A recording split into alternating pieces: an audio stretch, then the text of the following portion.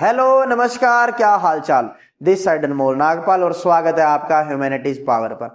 आशा करता हूं आप सभी अच्छे होंगे, शानदार होंगे और आपकी पढ़ाई तो अच्छे से चल ही रही होगी, क्योंकि मुझे पता है कि आप बहुत इंटेलिजेंट स्टूडेंट हो। क्योंकि मैंने आपको पहले भी बोला हुआ है कि एक शुरू करना और एक अंत तक बने रहना, इन दोनों में दिन रात का अंतर है। अगर हम अंत तक बने रहेंगे तो डेफिनेटली हमारा जो रिजल्ट है वो अच्छा आएगा, अच्छा रहेगा।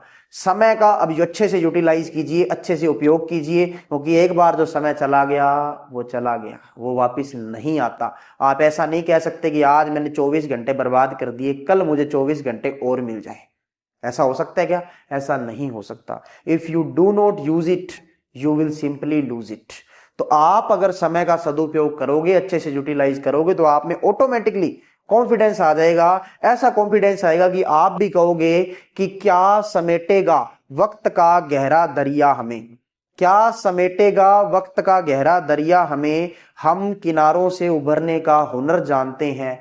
सीधे हाथों ने खींची है जो लकीरें टेढ़ी, उन लकीरों पर चलने का हुनर जानते हैं। तो चलिए स्टार्ट करते हैं। आज हमारा जो चैप्टर है इसका नाम है फेडरलिज्म। तो फेडरलिज्म, सबसे पहले अपने ये समझते हैं कि फेडरलिज्म होता क्या है। पिछले चैप्टर के अंदर आपको मैंने बताया था, एक नाम लिया था, याद करो, वर्टिकल डिवीजन ऑफ पावर। याद आया? Vertical division of power. मैंने आपको पावर शेयरिंग के अंदर मैंने आपको लास्ट में इसके टाइप्स बताए थे, फॉर्म्स बताई थी कि कितने टाइप से या कितने फॉर्म्स हो सकती है पावर शेयरिंग की। उसके अंदर मैंने आपको जितने भी बताए, तो मैं यहां जिक्र सिर्फ एक का करूंगा, वो आप पिछली वीडियो देख लेना। Vertical power sharing. Vertical power sharing का मैंने ये मतलब बताया था कि जब सरकार के अलग अलग जो लेवल्स हैं उनमें अगर हम पावर शेयर कर दें, यानी कि ऊपर सेंट्रल गवर्नमेंट, नीचे स्टेट गवर्नमेंट, उसके बाद लोकल गवर्नमेंट, जब हम अलग अलग लेवल्स में पावर को शेयर कर देते हैं उसे हम बोलते थे वर्टिकल पावर शेयरिंग। और उसी वर्टिकल पावर शेयरिंग को क्या बोलते हैं? फेडरलिज्म। बात समझ आ गई क्या होता है फेडरलिज्म? देखो नेक्स्ट स्लाइड के अंदर यही लिखा हुआ है। देखो आपको मैंने बता दिया कि फेडरलिज्म होता क्या है। फेडरलिज्म का मतलब ये होता है, देखो दोबारा देख लेते हैं।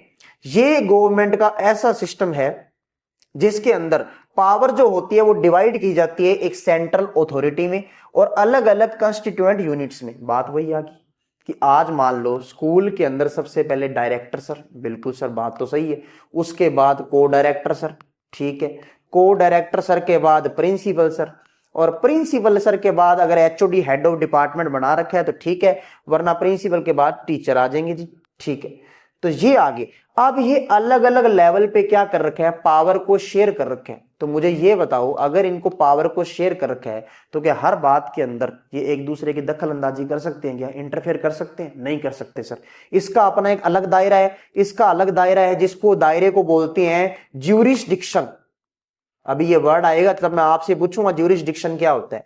तो इन सब के दायरे अलग अलग हैं, ध्यान सारा ही रख रहे हैं। सेंट्रल गवर्नमेंट पूरे देश की सरकार है, स्टेट गवर्नमेंट एक स्टेट की सरकार है, ध्यान सेंट्रल गवर्नमेंट भी रखेगी, स्टेट भी रखेगी। आज को डायरेक्टर सर बच्चों का ध्यान रखेंगे, ये भी रखेंगे, ये भी रखेंगे और ये भी रखेंगे, लेकिन इनका दायरा अलग अलग है, इनका एरिया अलग अलग है। ये क्या क्लास में पढ़ाएंगे? क्या नहीं पढ़ाएंगे, क्लास में पढ़ाएंगे, ये तो हो गया ना दायरा अलग। सारे टीचर्स में कोऑर्डिनेशन बनाना, ये प्रिंसिपल सर करेंगे, डायरेक्टर सर करेंगे, को डायरेक्टर, तो अलग अलग क्या हो जाएगा? दायरा हो जाएगा, ज्यूरिसडिक्शन हो जाएगा, एरिया ऑफ कंट्रोल हो जाएगा, ठीक है। ये सारी बातें देख लो, आपको एक ही बार में अब समझ आ जाएगी। ये मैंने आपको बता दिया। इसका दूसरा नाम वर्टिकल डिवीजन ऑफ पावर है, ये भी बता दिया। और इसमें कम से कम कितने लेवल होते हैं सर? 2 लेवल होते हैं। कितने होते हैं? दोबारा बोलो, 2 लेवल। तो कम से कम 2 लेवल होने जरूरी है। सेंट्रल गवर्नमेंट स्टेट गवर्नमेंट तो होएगी, अगर लोकल हो रही है तो अच्छी बात है, वरना 2 तो पक्का ही है। और सारे के सारे जो गवर्नमेंट के जितने भी लेवल है वो पावर को यूज करते हैं एक दूसरे से इंडिपेंडेंट रह के। बात वही आ गई ना जो अभी मैंने बताई कि एक दूसरे के इंटरफेयर नहीं कर सकते अलग अलग काम में। सेंट्रल गवर्नमेंट स्टेट गवर्नमेंट को हर काम में ये नहीं कह सकती तुम हर काम मेरे हिसाब से करो, ऐसा नहीं हो सकता। स्टेट गवर्नमेंट का अलग दायरा है, सेंट्रल गवर्नमेंट का अलग दायरा है। सर ये लिखा कहां हुआ है? कॉन्स्टिट्यूशन के अंदर, संविधान के अंदर, ठीक है। ये आपको आ गया सारा समझ, उम्मीद करता हूं ये आ गया। नेक्स्ट स्लाइड, की features of federalism. Very very very IMPORTANT question. की फीचर ऑफ फेडरलिज्म। फेडरलिज्म बहुत ही, ऐसे मान लो सिविक्स के अंदर सारा शब्दों का खेल है। शब्द जो आएंगे ना, वर्ड्स जो आएंगे, फेडरलिज्म, वर्टिकल डिवीजन, मेजोरिटेरियनिज्म्स, तो इसका वर्ड का अपने को मीनिंग समझ आना जरूरी है। इसके अंदर वर्ड्स जो आते हैं ना, सब इसका ही खेल है, ठीक है। ये जितना इसको समझना मुश्किल है उतना ही समझाना मुश्किल है, लेकिन एक बार समझ आ जाए ना तो इंटरेस्ट भी उतना ज्यादा आता है। उसके बाद फेडरलिज्म के क्या क्या फीचर्स हैं सर, देखो सबसे पहला फीचर, ये तो आपको पता ही है, ये तो आप बता ही दोगे, क्योंकि आप, मैंने क्या कहा है, क्या हो, इंटेलिजेंट स्टूडेंट हो, यानी कि कम से कम सर 2 लेवल होंगे या 2 से ज्यादा भी हो सकते हैं, उसको बोलते हैं टीयर्स। तो पहला फंक्शन तो ये हो गया, पहला फीचर तो ये हो गया फेडरलिज्म का कि इसके 2 या 2 से ज्यादा लेवल हो सकते हैं, ठीक है सर। आगे चलो, ज्यूरिसडिक्शन, ये भी आपको पता है कि प्रत्येक टीयर, चाहे वो सेंट्रल लेवल है, चाहे वो स्टेट लेवल है, चाहे लोकल लेवल है, वो सेम सिटीजन को गवर्न करेंगे। सर ये कैसे, दोबारा बताओ, देखो कैसे। अगर एक स्टूडेंट है, अब उस स्टूडेंट के लिए जो ध्यान है वो कौन रख रहा है जी, टीचर भी रख रहा है ध्यान, ठीक है सर, ओके। अच्छा, टीचर के दायरे में भी आ रहा है वो, ये लो जो स्टूडेंट है टीचर के दायरे में भी आ गया। उसके बाद सर प्रिंसिपल सर के दायरे में भी आ गया, यानी कि इसके लिए जो स्टूडेंट के लिए वो कौन कौन सोच रहा है, टीचर भी सोच रहा है सर, प्रिंसिपल सर भी सोच रहे हैं सर, डायरेक्टर सर भी सोच रहे हैं, को डायरेक्टर सर भी सोच रहे हैं। तो इसका मतलब सेम सिटीजन, सेम स्टूडेंट के बारे में सारे ख्याल रख रहे हैं, सारे सोच रहे हैं। तो वैसे के वैसे देखो, गवर्नमेंट का प्रत्येक टीयर सेम सिटीजन को क्या करता है, गवर्न करता है, उसके लिए लॉ एंड ऑर्डर बनाता है, नियम बनाता है, कानून बनाता है। बात समझ आ गई, ठीक है सर। लेकिन हर टीयर, कोई भी टीयर है, उसका अपना एक ज्यूरिसडिक्शन है। आगे वही बात जो मैंने पहले बताई, अपना एक दायरा है। तो ठीक है सर, ये बात तो मैं आप समझ आ गई। तो तीसरा पॉइंट कॉन्स्टिट्यूशन, पहला अपनों ये कर लिया, दूसरा अपनों ये कर लिया, अब तीसरा देखते हैं। तो सर ये ज्यूरिसडिक्शन के बारे में लिखा कहां हुआ है, बताओ कहां लिखा मिलेगा, ये भी बता दिया मैंने आपको। कहां लिखा मिलेगा, कॉन्स्टिट्यूशन के अंदर, कि कौन सी बात पे कब कहां किसने नियम बनाना है, स्टेट गवर्नमेंट ने बनाना है, सेंट्रल गवर्नमेंट ने बनाना है, लोकल ने बनाना है नियम, तो वो सारा किसके अंदर मिलेगा आपको, कॉन्स्टिट्यूशन के अंदर, ठीक है सर, ओके। तो 3 पॉइंट हो गए अपने। उसके बाद 4th पॉइंट देखते हैं, फंडामेंटल प्रोविजंस। फंडामेंटल प्रोविजंस का मतलब कि हमारे संविधान में, कॉन्स्टिट्यूशन के अंदर बहुत सारी बेसिक स्ट्रक्चर है सर। बेसिक स्ट्रक्चर का मतलब ऐसा मूल ढांचा जिसको कोई चेंज नहीं कर सकता आसानी से, जैसे फंडामेंटल राइट्स। अब ऐसे तो फंडामेंटल राइट्स कोई भी चेंज कर देगा, सेंट्रल गवर्नमेंट, स्टेट गवर्नमेंट, ऐसे कोई नहीं चेंज कर सकता। और फेडरलिज्म भी एक क्या है, एक बेसिक स्ट्रक्चर का पार्ट है, इसका मतलब फंडामेंटल प्रोविजन है। तो फेडरलिज्म को भी मुंह उठा के ऐसे नहीं कर सकते कि चलो आज चेंज कर देते हैं, ऐसा नहीं कर सकते कोई भी भाई साहब, जोर चाहिए इसको चेंज करने के लिए। देखो कैसे, फंडामेंटल प्रोविजन जो होते हैं कॉन्स्टिट्यूशन के अंदर, वो अकेली सेंट्रल गवर्नमेंट चेंज नहीं कर सकती, एक लेवल चेंज नहीं कर सकता, और अगर सारे लेवल मिल भी जाए तो भी आसानी से चेंज नहीं हो सकता। इसकी काफी हार्ड प्रोसेस बनाई गई है ताकि जल्दी से चेंज ना कर पाए। बात समझ आ गई, देखो चलते हैं आगे। उसके बाद रोल ऑफ कोर्ट। कोर्ट का क्या रोल है सर, कोर्ट के पास पावर होती है, शक्ति होती है, क्या करने की सर, इंटरप्रेट करने की संविधान को, यानी कि संविधान के अंदर क्या लिखा हुआ है उसकी व्याख्या करने, एक्सप्लेन करने के मामले में किसकी मानी जाएगी सर, कोर्ट की मानी जाएगी। बात समझ आ गई, देखो कैसे, जैसे मान लो संविधान के अंदर लिखा है क्या, रोको मत जाने दो, रोको मत जाने दो, ठीक है। अब इसके भी 2 मीनिंग बनते हैं। देखो, अगर कोर्ट कह दे कि रोको मत जाने दो, तो इसका मतलब उसको रोकना नहीं है, जाने दो।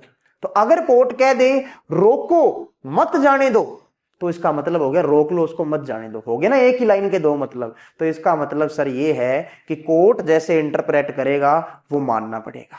समझ आ गई, देखो आगे है कि power of different level of government. तो गवर्नमेंट के जो अलग अलग लेवल है उनकी कितनी पावर है, संविधान के अंदर क्या लिखा हुआ है उसका मतलब कौन बताएगा, कोर्ट बताएगा। तो बात एक ही होगी, ठीक है। तो द हाईएस्ट कोर्ट, आपको पता है हाईएस्ट कोर्ट कौन सा है, बताओ सर, सुप्रीम कोर्ट है हाईएस्ट कोर्ट। तो ठीक है, तो सुप्रीम कोर्ट अपने देश के अंदर कितने हैं, ये आपको कमेंट में बताना है मुझे कि सुप्रीम कोर्ट कितने हैं। 1 है, 2 है, 3 है, 4 है, 10 है, कितने सुप्रीम कोर्ट है अपने पूरे भारत के अंदर, ये आपको कमेंट बॉक्स में मुझे बताना है। और नेक्स्ट वीडियो के अंदर मैं बताऊंगा आपको, गूगल नहीं करना, ईमानदारी से बताना है ये, ठीक है ना। अब देखो, अंपायर का काम करता है सर सुप्रीम कोर्ट, ठीक है।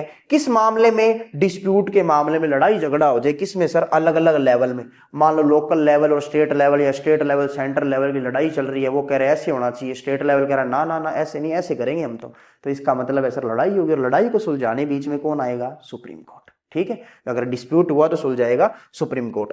उसके बाद आगे बात सर पैसे की, रेवेन्यू की बात, ये कैसे छोड़ सकते हैं अपने। तो जो रेवेन्यू का सोर्स है वो भी कहां लिखा हुआ है, कॉन्स्टिट्यूशन के अंदर लिखा हुआ है कि लोकल लेवल के पास पैसा कहां से आएगा, स्टेट लेवल के पास कहां से आएगा, सेंट्रल लेवल के पास कहां से आएगा। तो कोई दिक्कत ही नहीं है, मेन दिक्कत ही किसकी होती है, पैसे की। तो जब पैसे का डिसाइड कर दिया कि रेवेन्यू टैक्स वगैरह कहां कहां से किसको मिलेगा, वो अगर कॉन्स्टिट्यूशन के अंदर लिख दिया तो भाई साहब डिस्प्यूट होएंगे नहीं। समझ आ गई बात। तो रेवेन्यू के जो सोर्सेज हैं वो हर एक लेवल के लिए, गवर्नमेंट के हर एक लेवल के लिए क्लियरली कहां स्पेसिफाइड है, कॉन्स्टिट्यूशन के अंदर, ताकि सभी को फाइनेंशियल ऑटोनॉमी मिल सके, सेल्फ रूल कर सके, अपने हिसाब से रूल कर सके। ये लो जी, ये हो गया। अब लास्ट बचता है अपना ड्यूल ऑब्जेक्टिव। 4 ये हो गए थे, 4 अपनों ने 1 2 3 और 4, उसके बाद अपनों ने ये कर लिया 5 6 और ये कितना आ गया 7। ड्यूल ऑब्जेक्टिव हमारा जो फेडरलिज्म का लास्ट फीचर है ड्यूल ऑब्जेक्टिव, इसका मतलब डबल, ड्यूरासेल, डबल पावर। तो ड्यूल ऑब्जेक्टिव क्या है सर, ड्यूल ऑब्जेक्टिव देखो, एक तो ये है कि हम क्या करना चाहते हैं, यूनिटी प्रमोट करना चाहते हैं कि हम एक साथ रहे, ठीक है, लेकिन हम रीजनल डाइवर्सिटी की भी रिस्पेक्ट करते हैं। किसी का कल्चर अलग अलग है, किसी की लैंग्वेज अलग अलग है, आपको पता है हमारी कितनी ज्यादा डाइवर्सिटी है। तो हम सबकी रिस्पेक्ट करते हैं, सबको मानते हैं, उसको मेंटेन भी रखना चाहते हैं और साथ रहना भी चाहते हैं। समझ आई बात। अब आप सभी एक क्लास के अंदर बैठते हो तो अलग अलग लैंग्वेज के, अलग अलग कल्चर के, अलग अलग जगहों के, तो अलग अलग हो ना, अलग अलग आदतें। किसी को सुबह जल्दी उठना पसंद है तो किसी को नहीं पसंद, किसी को रात को लेट तक पढ़ना पसंद है, किसी को सुबह उठ के पढ़ना पसंद है, किसी का खाने में 2 रोटी से काम चल रहा है तो किसी का 10 से भी काम नहीं चल रहा। तो हो गए ना अलग अलग बातें सारी की सारी। आपका कल्चर, आपका रहना, आपका सहना, आपका चलना, आपका बैठना, तो सारी चीजें अलग अलग है। हम रहना भी साथ साथ चाहते हैं और हम अपने अपने रीजनल डाइवर्सिटी को, कल्चर को, लैंग्वेज को मेंटेन भी रखना चाहते हैं। समझ आ गई बात क्या। ये लो, ये आपको मैंने 7 के 7 पॉइंट बता दिए। आशा करता हूं आपको सारा समझ आ रहा होगा। ये देखो नेक्स्ट, उसके बाद अब फेडरेशन सर आपने बता दिया, हमें फीचर भी पता लग गए फेडरेशन के, लेकिन इसके भी 2 टाइप होते हैं। कौन कौन से, एक तो कमिंग टुगेदर और एक होल्डिंग टुगेदर। इन दोनों में फर्क है। अपने वाला कौन सा है सर, अपने वाला होल्डिंग टुगेदर है। कमिंग टुगेदर देखो क्या होता है, इनमें फर्क बताता हूं तुम्हें, what is the difference between coming together and holding together federation. जब अलग अलग states, 1 state, 2 state, 3 state, 4 state, इसका मतलब ये चारों स्टेट जब इकट्ठा हो रही है, ठीक है सर, इकट्ठा तो कर दिया आपने, इकट्ठा होके एक क्या देश बना लेती है, बड़ी यूनिट बना लेती है, तो इसका मतलब उसको हम कह रहे हैं कमिंग टुगेदर। क्या सारी की सारी स्टेट के पास इक्वल पावर होती है? हाँ बिल्कुल इक्वल पावर होती है, क्योंकि सारी स्टेट मिलके बनी है ना, इसलिए। उसके बाद पावर इक्वली डिस्ट्रीब्यूट होती है सेंट्रल लेवल और स्टेट लेवल पे।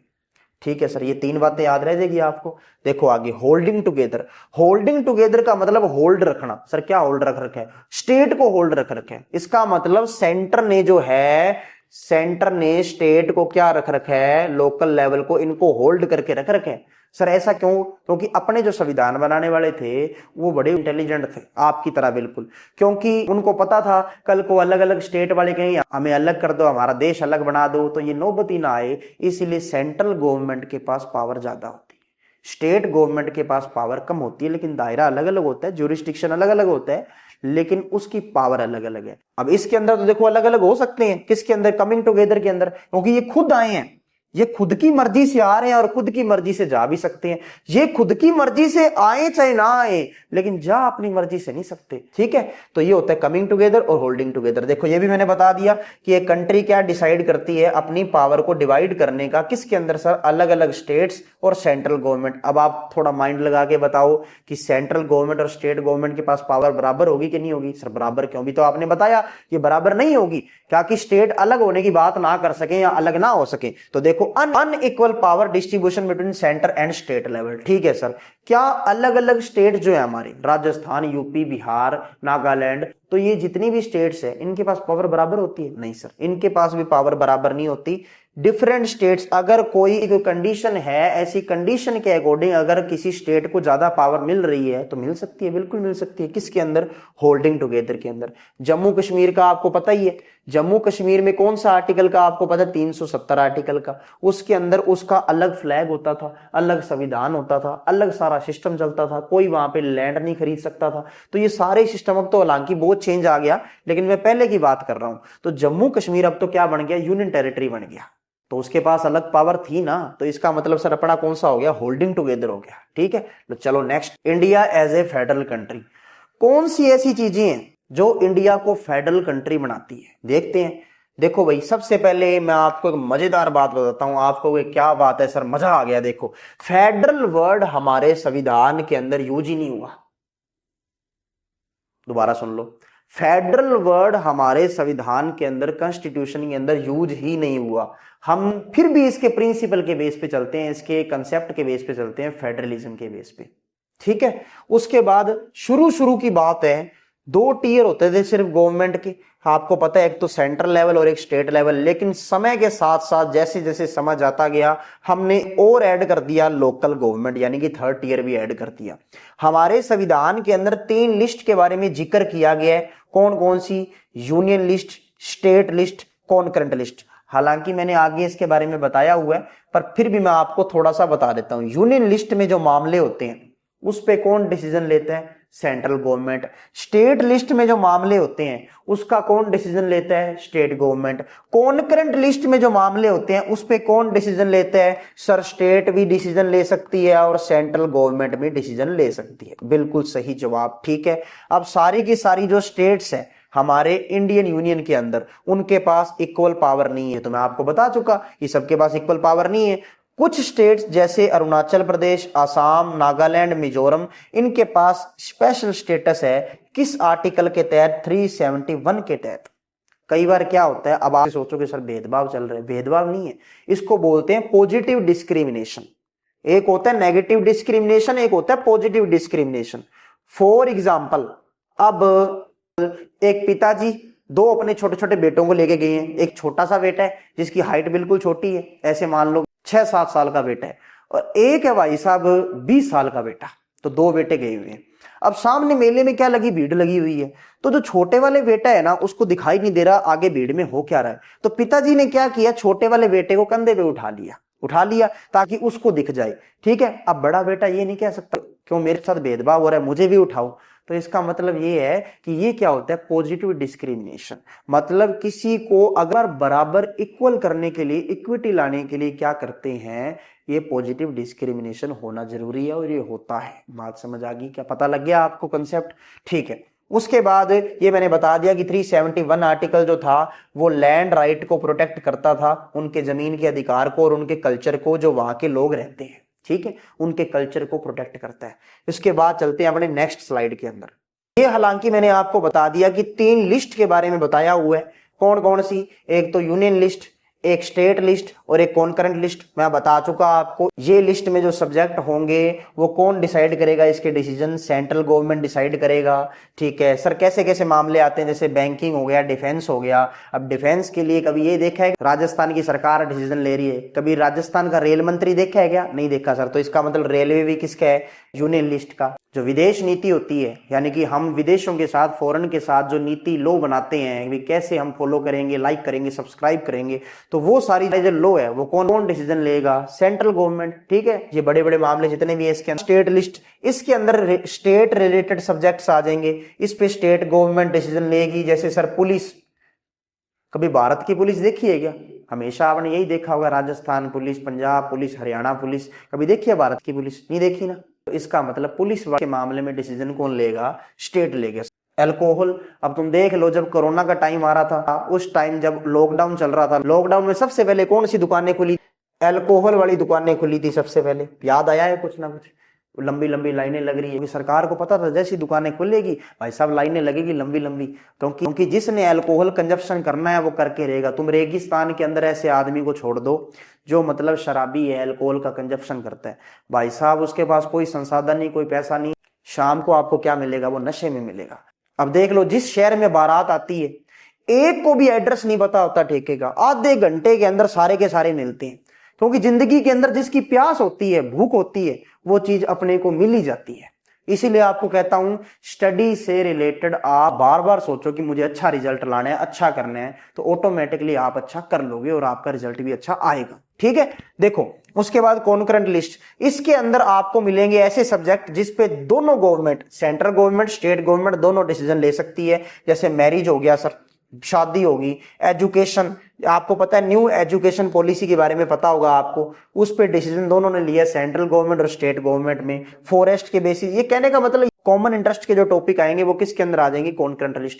सर ऐसा कोई सब्जेक्ट जो तीनों के अंदर ही नहीं है, मान लो अब नया सब्जेक्ट आ गया आर्टिफिशियल इंटेलिजेंस, एआई तो अब आया ना, तो संविधान वाले तो बेचारे कब के बना के गए, वो तो अब वो बेचारे कितने सब्जेक्ट लिखे। तो ऐसा कोई सब्जेक्ट जो इन तीनों में नहीं है तो उसको बोलते हैं रेजिड्यूरी सब्जेक्ट। क्या बोलते हैं, रेजिड्यूरी सब्जेक्ट्स। और उस पे सिर्फ और सिर्फ सेंट्रल गवर्नमेंट ही डिसीजन ले पाएगी और कोई गवर्नमेंट डिसीजन नहीं लेगी। बात समझ आ गई क्या? चलो फिर आगे चलते हैं। देखो नेक्स्ट स्लाइड, यूनियन टेरिटरी के बारे में आपको पता होगा पहले से, क्योंकि आप बहुत अच्छे स्टूडेंट हो, मुझे पता है। अगर आपको सभी अच्छे लग रहे हैं तो अच्छे वो नहीं, अच्छे आप हो। और अगर आपको कोई बुरा लग रहा है तो बुरा वही है, क्योंकि आप तो अच्छे हो ना। ठीक है, तो देखो यूनियन टेरिटरीज के बारे में मैं आपको बताता हूं। ये काफी स्मॉल होती है, काफी छोटी होती है एरिया के अंदर। ना तो हम इसको कोई इंडिपेंडेंट स्टेट बना सकते, ना किसी स्टेट के साथ मर्ज कर सकते, क्योंकि इसकी एक अलग से इंपॉर्टेंस होती है ऐसे एरिया की। ठीक है सर, ओके, बात समझ आ गई। ये जो टेरिटोरीज होती है, एरियाज होते हैं, इनके पास कोई पावर नहीं होती स्टेट के जैसे, लेकिन सेंट्रल गवर्नमेंट के पास अलग से पावर होती है, स्पेशल पावर होती है इस एरिया के लिए। जैसे लद्दाख, जम्मू कश्मीर, चंडीगढ़, ये सारे क्या है, यूनियन टेरिटरी है। कितनी है अपने टोटल बताओ? 8 यूनियन टेरिटरी अपने टोटल है। और स्टेट कितनी है? स्टेट है 28। ध्यान रखना, ठीक है। तो ध्यान रखना ये कि 28 स्टेट और 8 यूनियन टेरिटरी, क्योंकि अगर आप ये भी नहीं बता पाओगे तो अंडरवर्ल्ड में थू हो जाएगी। ठीक है, ध्यान रखना ये बात, ठीक है। ओके, आगे चलते हैं हम। उसके बाद टू चेंज फेडरल स्ट्रक्चर, अगर हमें फेडरल स्ट्रक्चर के अंदर कुछ चेंज करना है तो किसी के घर का राज थोड़ी है कि वो फेडरल स्ट्रक्चर के अंदर जब मूड आ गया कि लाज चेंज करते हैं, तो ऐसा नहीं कर सकता कोई, क्योंकि मैंने आपको पहले इसके फीचर के अंदर बता दिया कि ये फंडामेंटल प्रोविजन के अंदर आता है। इसका मतलब बेसिक स्ट्रक्चर के अंदर आता है, और बेसिक स्ट्रक्चर में चेंज इतनी आसानी से नहीं लाया जा सकता। देखो कैसे, अगर फेडरल स्ट्रक्चर के अंदर आपको चेंज करना है तो आप क्या करोगे? सबसे पहले तो पार्लियामेंट के अंदर वो बिल आएगा। ठीक है, जब कोई नियम लाया जाता है तो सबसे पहले उसको कहते हैं बिल, और जब वो नियम बन जाता है तो उसको बोलते हैं एक्ट। ठीक है, तो पहले जो ये बिल है ये पास करवाना पड़ेगा सर दोनों हाउस में से, दोनों घरों में से। सर ये कौन से घर है? मेरा और पड़ोस का है, दोनों घर का, मतलब एक तो लोकसभा और एक राज्यसभा, ये दोनों हाउस से पास करवाना पड़ेगा पार्लियामेंट के। सर कितनी मेजोरिटी से? 2/3 मेजोरिटी से, यानी कि जितने पर्सन्स हैं उनमें से 2/3 2/3 अगर वोट करेंगे इसके पक्ष में तब जाके वो पास होएगा। ठीक है सर, इससे हो जाएगा? इससे नहीं होगा, अभी रुको। देखो दूसरा है लेजिस्लेटिव असेंबली, यानी कि जितनी भी लेजिस्लेटिव असेंबली है, जैसे राजस्थान, यूपी, जितनी भी स्टेट्स है उन सब की लेजिस्लेटिव असेंबली है, तो वहां से भी अपने को पास करवाना पड़ेगा कम से कम हाफ से। हाफ मतलब सर टोटल कितनी है? टोटल स्टेट अभी मैंने आपको बताया 28, तो 28 में से कम 14 को आपको लेजिस्लेटिव असेंबली से पास करवाना पड़ेगा, तब जाके आप फेडरल स्ट्रक्चर के अंदर चेंज ला सकते हो। अब बताओ आसान है क्या? नहीं सर, आसान तो नहीं है, और अगर आसान होता तो कोई भी कर लेता। ठीक है, तो चलो फिर आगे चलते हैं। देखो अगर कोई डिस्प्यूट होता है, अगर कोई लड़ाई होती है इस मामले के अंदर डिवीजन ऑफ पावर को लेके, तो कौन नियम बताएगा? हाई कोर्ट और सुप्रीम कोर्ट, ये दोनों बैठे हैं। मैंने आपको बताया ना कि इंटरप्रेट करने वाला कौन है? कोर्ट है, तो यही बताएगा, व्याख्या यही करेगा। चलो फिर आगे चलते हैं। फेडरलिज्म प्रैक्टाइज कैसे किया जाता है? देखो आपको मैं सारा क्लियर कर दूंगा, आपको सर मजा आ गया, दिल गार्डन हो गया। देखो कैसे फेडरलिज्म कैसे प्रैक्टाइज किया जाता है। अगर कॉन्स्टिट्यूशन में ये लिख दिया तो लिखने से क्या होता है? अगर लिखने से सब कुछ होता तो आपने तो बहुत कॉपियां भरी होगी, इसका मतलब तो अपने को फिर सारा याद है, अपने सारा फॉलो करते हैं। नहीं, ऐसा तो नहीं होता सर, जो लिखते हैं वो कई बार हो नहीं पाता, लेकिन अगर हम उसे करना चाहें तो पक्का हो जाता है। ठीक है, तो कॉन्स्टिट्यूशनल प्रोविजंस जो है वो नेसेसरी है किसके लिए सर? सक्सेस के लिए, कामयाबी के लिए संविधान के अंदर शामिल होना तो जरूरी है, लेकिन सिर्फ क्या इतने से काम चल जाएगा? इतने से काम नहीं चलेगा सर। ठीक है सर, और फिर क्या क्या किया हमने इंडिया के अंदर जिससे फेडरलिज्म को हमने क्या किया? लागू किया, इंप्लीमेंट किया। तो पहला तो लिंग्विस्टिक स्टेट्स पढ़ना है आपको, दूसरा पढ़ना है लैंग्वेज पॉलिसी, और तीसरा पढ़ना है सेंटर और स्टेट के रिलेशन। पढ़ लें, चलो फिर आओ फिर पढ़ लेते हैं। देखो नेक्स्ट स्लाइड के अंदर लिंग्विस्टिक स्टेट्स, पहला पहला क्या था? Linguistic states. दूसरा क्या था? Language policy. तीसरा क्या था? Centre state relation. तो पहला अपने बढ़ते हैं लिंग्विस्टिक स्टेट्स। इसका मैं आपको बताता हूं। देखो पहले पहले जो आपको पता है कि जो जितनी भी पुरानी स्टेट्स थी वो सर क्या किया, उसको वेनिश कर दिया, चेंज कर दिया, ठीक है सर, और नई नई स्टेट बना दी हमने, क्रिएट कर दी। किसके बेसिस पे? लैंग्वेज के बेसिस पे। उसको बोलते हैं लिंग्विस्टिक स्टेट्स। जैसे आज मान लो राजस्थान का नाम आती है, आपके लैंग्वेज आती है राजस्थानी। मैं जैसे कन्नड़ लैंग्वेज का नाम बोलूं तो आपको सर साउथ की लैंग्वेज है, तो इसका मतलब है सर कि लैंग्वेज के बेसिस पे जब कोई स्टेट बने तो उसे बोलते हैं लिंग्विस्टिक स्टेट्स। अब शुरू शुरू के अंदर क्या हुआ, जितनी भी स्टेट्स थी वो क्या कहने लगी कि लैंग्वेज के बेसिस पे हमें अलग करो, ये भाषाएं अलग बोल रहे हैं, वो भाषाएं अलग बोल रहे हैं, हमें तो उनके साथ मिक्स मत करो जो लैंग्वेज अलग बोल रहे हैं। क्या फायदा, मैं उसको बोल रहा हूँ निम्डा दोजरे स्टेलमी हस्त बुस्त, तो उसको समझ ही नहीं आ रहा। तो इसका मतलब है तो लैंग्वेज तो सेम होनी चाहिए, तभी आप अपनी जो बात है वो रख पाओगे।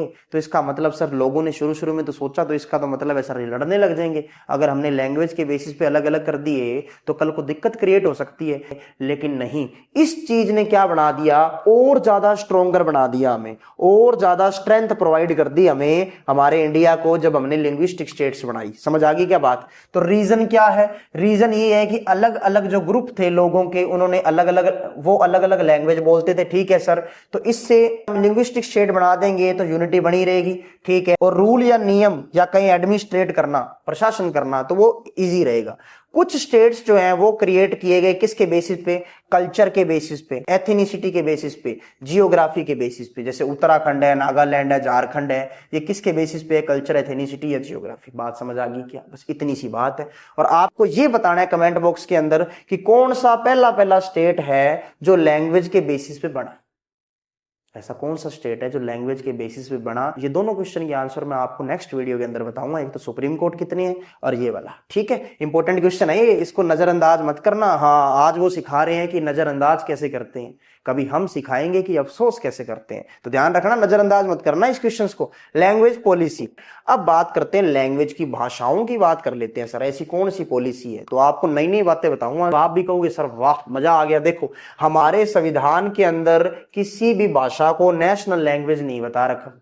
सर बताने में क्या है? तो अगर नेशनल लैंग्वेज मान लो अपनी इतने तरीके की बोली जाती है, अगर मैं बोल दूं हिंदी नेशनल लैंग्वेज है तो बेचारे इंग्लिश बड़े नाराज नहीं हो जाएंगे, कन्नड़ बड़े नाराज नहीं हो जाएंगे, वो कहेंगे हमारी भाषा बुरी है क्या? तो भाषाएं सारी अच्छी है, बहुत बढ़िया है, शानदार है। तो इसका मतलब हम नेशनल लैंग्वेज का दर्जा किसी को नहीं दे सकते। बात तो आपकी सही है। दूसरा, हमारी अगर ऑफिशियल लैंग्वेज पूछे तो आपको दो बतानी है, कौन कौन सी? हिंदी और इंग्लिश, ठीक है। कई हिंदी बोलते हैं, कई इंग्लिश बोलते हैं, लेकिन अपने को दोनों ध्यान रखनी है कि दोनों ऑफिशियल लैंग्वेज है। अगर कोई नेशनल लैंग्वेज की बात करे तो ध्यान रखना कोई नेशनल लैंग्वेज नहीं है अपनी। कईयों के वहम बना रहता है कि हिंदी है, अपने हिंदी बोलते हैं, तो ना, ध्यान रखना ये बात। उसके बाद देखो ये मुझे लगता है दोनों पॉइंट सेम आगे, पहले वाले उसी के आगे या तो कॉपी हो गए वो पॉइंट, तो मैं ये पीडीएफ में करेक्ट करके आपको प्रोवाइड कर दूंगा, ठीक है। उसके बाद 22 जो है हमारी भाषाएं कौन सी है? Schedule language. Sir schedule language का मतलब हमारे जो शेड्यूल बने हुए हैं कितने हैं टोटल? हमारे 12 हैं सर, हमारे 12 हैं सर शेड्यूल। जब संविधान बना था तब 8 थे, लेकिन अब टोटल शेड्यूल हो गए 12। शेड्यूल का मतलब सर, शेड्यूल का मतलब कुछ नहीं है।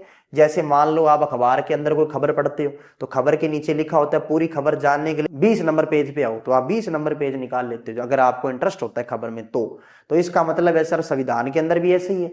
अगर कोई मान इतनी हमारी स्टेट है, इतनी हमारी यूनियन टेरिटरी है, तो अब वो लिखा कहां हुआ है? वो लिखा शेड्यूल के अंदर है, लिस्ट के अंदर लिख दिया, उसकी लिस्ट अलग से बना दी, वो हो गया शेड्यूल। तो 8th शेड्यूल जो है, 8 नंबर शेड्यूल, 8 नंबर शेड्यूल के अंदर किसके बारे में लिखा हुआ है सर? लैंग्वेज के बारे में लिखा हुआ है, ठीक है। और जितनी भी लैंग्वेज है वो कितनी है सर? 22 भाषाओं के बारे में लिखा हुआ है सर। वो 22 भाषाओं को क्या बोलते हैं? Schedule languages. बात समझ आ गई क्या? पहले संविधान के अंदर कितने शेड्यूल थे? 8 थे, अब टोटल कितने हो गए? 12 हो गए। तो जो 8 नंबर शेड्यूल है उसके अंदर कितनी भाषाओं का जिक्र है सर? 22 भाषाओं का जिक्र है, ठीक है। बात समझ आ गई? चलो जी नेक्स्ट। उसके बाद तमिलनाडु के अंदर क्या इंसिडेंट हुआ, ये आपको ध्यान रखना है, वेरी वेरी इंपॉर्टेंट।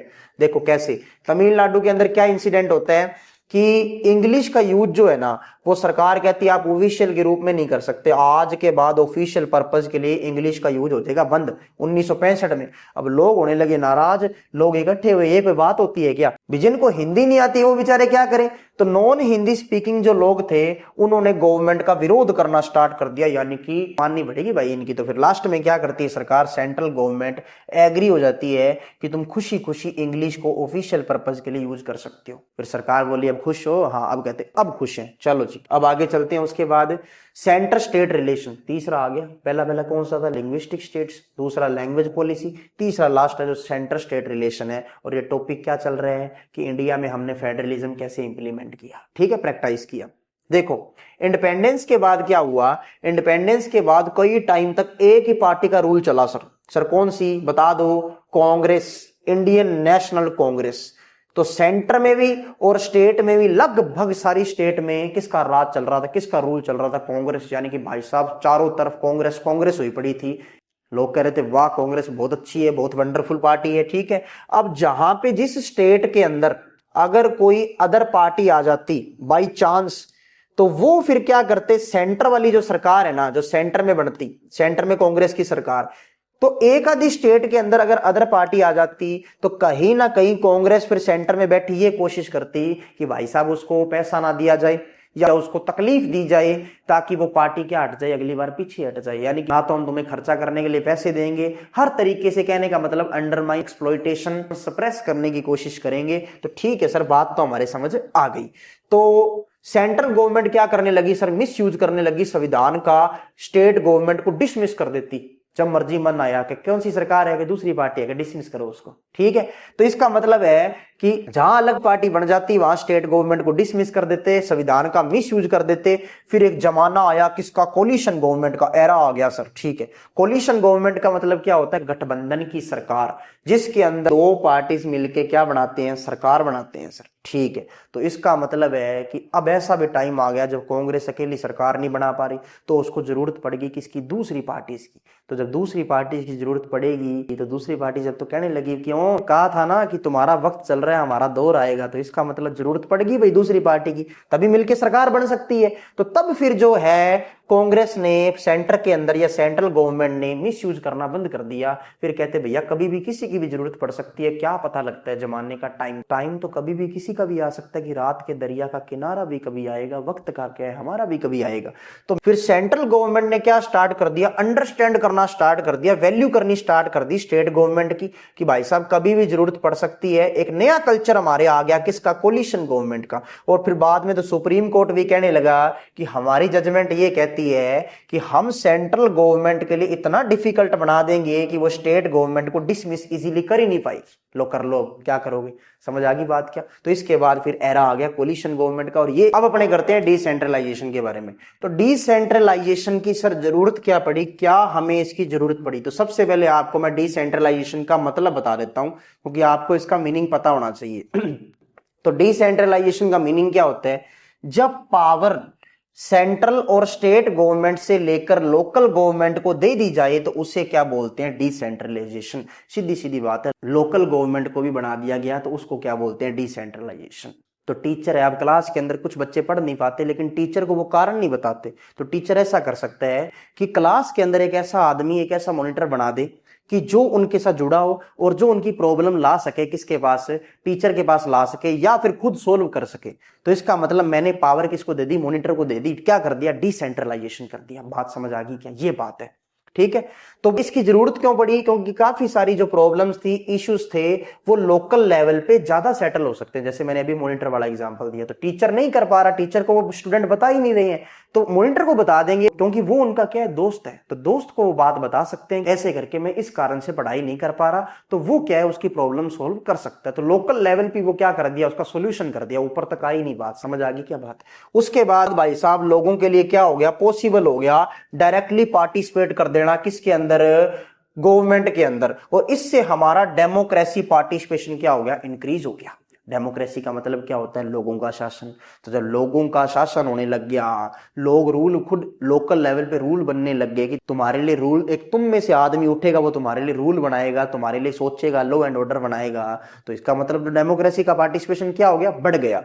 उसके बाद विलेजेस, गांवों के अंदर तो क्या होती थी, पंचायत बना दी। और म्यूनिसिपैलिटी कहां बना दी, अर्बन एरियाज के अंदर, यानी शहर के अंदर म्यूनिसिपैलिटी और विलेजेस के अंदर पंचायत। तो सारी की सारी स्टेट्स के अंदर ऐसा कर दिया। शुरू के अंदर जो डिसेंट्रलाइजेशन था इतना इफेक्टिव नहीं रहा, अच्छा नहीं रहा। तो फिर सर अच्छा करने के लिए क्या करें, देखो आगे। उसके बाद अब क्या क्या प्रॉब्लम फेस करनी पड़ रही है, पहले ये देखो आपको डिसेंट्रलाइजेशन में क्या क्या प्रॉब्लम फेस करनी पड़ रही है। स्टेट गवर्नमेंट के डायरेक्टली कंट्रोल के अंदर है, यानी कि स्टेट गवर्नमेंट के डायरेक्ट कंट्रोल के अंदर है, तो अपनी चला रही है स्टेट गवर्नमेंट, तो ये तो प्रॉब्लम है सर। वो जो लोकल गवर्नमेंट के इलेक्शन है वो रेगुलरली हो ही नहीं रहे, और जब वो रेगुलर नहीं हो रहे तो इसका मतलब उनका सरपंच या उनका हेड बन नहीं पा रहा और नियम सही से बन नहीं पा रहे, लोकल लेवल पे जो है सोल्यूशन हो नहीं पा रहा। तो इसका मतलब ये हो गया अब जो लोकल गवर्नमेंट है वो उतनी पावर या इतने रिसोर्सेज उनको मिल ही नहीं रहे कि वो अपना सॉल्यूशन खुद कर सके। स्टेट गवर्नमेंट कह रही है आप अपना सॉल्यूशन करो, सर पैसे चाहिए, पैसे नहीं मिलेंगे, सॉल्यूशन करो बस, ठीक है। तो इसका मतलब क्या, रिसोर्सेज नहीं मिल रहे, पावर नहीं मिल रही, ठीक है। चलो नेक्स्ट देखो, major steps in 1992, very very important. फिर हमने क्या किया, 1992 के अंदर काफी सारे स्टेप्स उठाए। वो स्टेप्स कौन कौन से थे ताकि डिसेंट्रलाइजेशन को क्या किया जा सके, मजबूत बनाया जा सके। तो वो कौन कौन से स्टेप थे, देखो हमने मैंडेटरी कर दिया, यानी कि नेसेसरी कर दिया, जरूरी कर दिया कि आज के बाद तुम्हें क्या कराने पड़ेंगे, इलेक्शन कराने पड़ेंगे, कोई बहाना नहीं चलेगा, सीधी सी बात है। तो लोकल लेवल पे हमने कॉन्स्टिट्यूशन के अंदर मेंशन कर दिया कि अब चुनाव होके ही रहेंगे, ठीक है। और सीट किसके लिए रिजर्व कर दी हमने, बैकवर्ड क्लासेस के लिए, SC ST OBC के लिए। 1/3 सीट हमने किसके लिए रिजर्व कर ली, वुमेन के लिए कर दी लोकल लेवल पे। और एक इंडिपेंडेंट बॉडी हमने बना दी जिसका नाम था स्टेट इलेक्शन कमीशन। किस लिए बनाई सर, ताकि इनके चुनाव करवा सके, अर्बन एरियाज और रूरल एरियाज के अंदर जो लोकल गवर्नमेंट है उनके चुनावों का ध्यान रख सके, चुनाव एक प्रॉपरली करवा सके, ठीक है। तो जो स्टेट गवर्नमेंट है उनको कहा गया भाई साहब ऐसे सॉल्यूशन करने से कुछ नहीं होगा, कुछ सॉल्यूशन के लिए उनको पैसा दिया जाए, पावर दी जाए लोकल बॉडी को, तब जाके बेचारे वो सॉल्यूशन कर पाएंगे, समझ आई बात। तो इससे क्या हुआ, जो थर्ड टियर था सर, थर्ड टियर कौन सा, लोकल गवर्नमेंट। तो डेमोक्रेसी का जो थर्ड टियर है वो ज्यादा पावरफुल बन गया और इफेक्टिव बन गया। क्वेश्चन आ सकता है कि डेमोक्रेसी का जो थर्ड टियर है वो कैसे इफेक्टिव बना, कैसे पावरफुल बना। तो ये सारे आप मेजर स्टेप लिखने हैं, लिख दोगे क्योंकि मुझे पता है कि आप इंटेलिजेंट हो। देखो आगे next, types of local government. तो लोकल गवर्नमेंट के देखो दो टाइप्स हैं, एक तो आपको पता है रूरल के अंदर और एक अर्बन एरियाज के अंदर। बिल्कुल इजी है, बिल्कुल इजी से भी इजी। देखो कैसे, देखो लोकल गवर्नमेंट जो है या उसको लोकल सेल्फ गवर्नमेंट बोल देते हैं, रूरल एरियाज के अंदर उसको बोलते हैं पंचायती राज, अर्बन एरियाज के अंदर उसको बोलते हैं म्यूनिसिपैलिटी, ठीक है। इतनी बात समझ आ गई, क्या बोलते हैं रूरल एरियाज के अंदर सर पंचायत, अर्बन एरियाज के अंदर क्या बोलते हैं म्यूनिसिपैलिटी, बस इतनी सी बात है, इतनी सी बात है। उसके बाद रूरल लोकल गवर्नमेंट पढ़ेंगे, उसके बाद अर्बन लोकल गवर्नमेंट पढ़ेंगे, इतने में चैप्टर फिनिश कंप्लीट कर देंगे। देखो पता ही नहीं लगता आपकी क्लास लगाने में, क्योंकि समय का पता नहीं लगता अपनों के साथ, लेकिन अपनों का पता चल जाता है समय के साथ। तो रूरल लोकल गवर्नमेंट में देखो सबसे पहले बात करें ग्राम पंचायत, फिर ब्लॉक पंचायत समिति, फिर जिला परिषद। देखो ये क्या होता है, पूरे विलेज जो है, पूरा गांव या कई बार 2-3 विलेज मिला के, तो उनकी क्या बन जाती है सर, ग्राम पंचायत बन जाती है, ठीक है। ये एक डिसीजन लेती है, जितना भी है ग्राम पंचायत किसका डिसीजन लेगी, पूरे विलेज का, ठीक है। उसके बाद जो ये ग्राम पंचायत बहुत सारी मिलेगी, ग्राम पंचायत 1 2 3 ये सारी ग्राम पंचायत सारी प्लस कर दो, तो कई सारी जो ग्राम पंचायत है वो मिलके उसे क्या बोलते हैं, या तो ब्लॉक बोल सकते हो, या पंचायत समिति बोल सकते हो, या मंडल बोल सकते हो। बात एक ही है, बात एक ही, रिश्ता वही सोच नहीं। तो आप तीनों बोल सकते हो। तो कुछ ग्राम पंचायत है उनको आप प्लस कर दो, इकट्ठा कर दो, तो वो क्या बन जाती है, ब्लॉक, पंचायत समिति या मंडल। उसके बाद काफी सारी आप पंचायत समिति प्लस कर दो, काफी सारी पंचायत समिति प्लस करने पर क्या बनेगा सर, जिला परिषद बनेगा। तो पंचायत समिति जब आप सारी की सारी मिला दोगे डिस्ट्रिक्ट के अंदर, जिले के अंदर, तो उसे बोलेंगे जिला परिषद। ये होगी रूरल लोकल गवर्नमेंट। क्या समझ नहीं आया बताओ, क्या समझ नहीं है, सारा ही समझ आ गया होगा आपको। देखो नेक्स्ट, अर्बन लोकल गवर्नमेंट। तो इसमें दो ही करने हैं आप। देखो कई जगह पे आपको क्या मिलेगी, म्यूनिसिपल काउंसिल, और कई जगह पे आपको म्यूनिसिपल कॉर्पोरेशन मिलेगा। तो म्यूनिसिपल कॉर्पोरेशन है उसके हेड को क्या बोलते हैं, मेयर, और इसके हेड को क्या बोलते हैं, चेयरपर्सन। बस इतनी सी बात है, इतनी सी। उसके बाद अब जो डिसेंट्रलाइजेशन था इसके क्या मेरिट है, क्या डिमेरिट है। तो देखो गुण क्या क्या है, तो गुण देख लेते हैं अपने क्या क्या है। वुमेन का रिप्रेजेंटेशन बढ़ गया सर, हमने पढ़ा ना कि वुमेन की सीट रिजर्व कर दी, तो इसका रिप्रेजेंटेशन इंक्रीज हुआ, अच्छा हुआ। हमारी डेमोक्रेसी डीपन होगी, मतलब हमारी डेमोक्रेसी और स्ट्रॉन्ग होगी और पावरफुल होगी, ठीक है सर। और हमारा सबसे बड़ा और सबसे सक्सेसफुल एक्सपेरिमेंट है किसके अंदर, डेमोक्रेसी के अंदर। सर फिर डीमेरिट भी बता दो, क्या क्या दोष रहे, क्या क्या कमियां रही। तो ग्राम जो सभा है, ग्राम सभा, वो रेगुलरली नहीं होती थी। और ज्यादातर जो स्टेट गवर्नमेंट थी वो अभी भी कुछ इंपॉर्टेंट पावर किसको नहीं दे रही थी, लोकल गवर्नमेंट को नहीं दे रही थी। बस इतनी सी बात है। उसके बाद ये चैप्टर होता है कंप्लीट। और मेरा टेलीग्राम ग्रुप ज्वाइन करने के लिए आपको डिस्क्रिप्शन में लिंक मिलेगा हर वीडियो के अंदर, तो वो लिंक पे क्लिक करके आप टेलीग्राम ग्रुप ज्वाइन कर लो। वहीं आपको सभी नोट्स, सभी क्वेश्चन मैं प्रोवाइड कर रहा हूं। क्वेश्चन की ज्यादा से ज्यादा प्रैक्टिस करो, और ताकि आपको पता लगे कि हमें कितना समझ में आया है। क्योंकि मैंने आपको पहले भी बोला हुआ है कि आप सिर्फ चैप्टर पढ़ लेते हो, प्रैक्टिस नहीं करते। चैप्टर पढ़ने के बाद जब आप प्रैक्टिस करोगे तो आपको और कॉन्फिडेंस आएगा कि मैं कर पा रहा हूं और सही डायरेक्शन के अंदर चल रहा हूं। क्योंकि अगर आप क्वेश्चन करने में लेट हो जाते हो तो फ्यूचर के अंदर आपको वो चैप्टर हो सकता है दोबारा भी करना पड़े, दोबारा मेहनत करनी पड़े। क्योंकि हम इसको ज्यादा टाइम तक याद नहीं रख पाते जब तक हम उसे रिवीजन नहीं करते या उसकी प्रैक्टिस नहीं करते क्वेश्चन के साथ। ठीक है, तो मिलते हैं अगली वीडियो में। आज के लिए इतना ही। जय हिंद, जय भारत।